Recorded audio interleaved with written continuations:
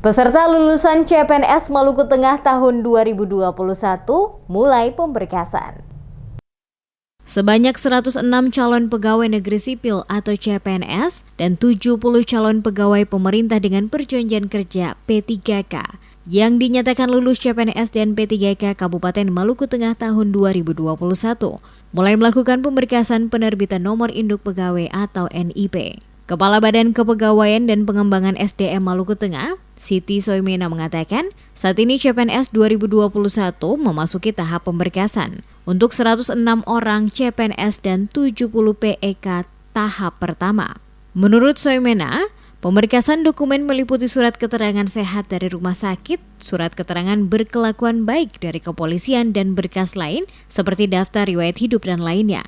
Dijelaskan setelah tahap pemberkasan, pihaknya akan melakukan pemeriksaan untuk memvalidasi data-data yang telah diinput oleh peserta.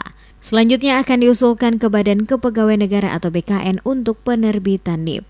Saat ini para peserta lulus tersebut masih belum bekerja. Dijadwalkan pada pertengahan tahun ini akan dikukuhkan menjadi CPNS sekaligus penempatan sesuai dengan formasi masing-masing.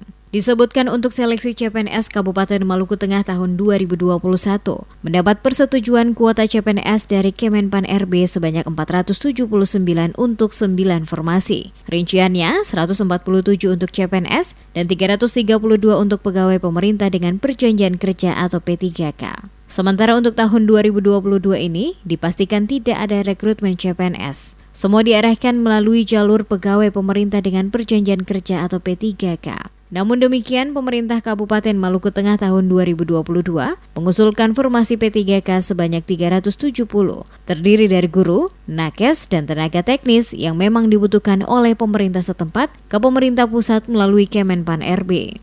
Minggu kedua bulan Januari ini, Maluku Tengah sementara melakukan pemberkasan terhadap hasil kelulusan calon pegawai negeri sipil di pemerintah Kabupaten Maluku Tengah untuk formasi 2021 dan juga P3K.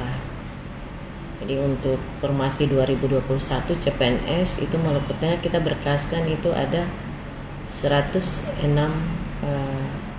bakal calon pegawai negeri sipil. Sementara untuk P3K itu baru tahap pertama. Tahap pertama kelulusan P3K ada sekitar 70 orang lebih.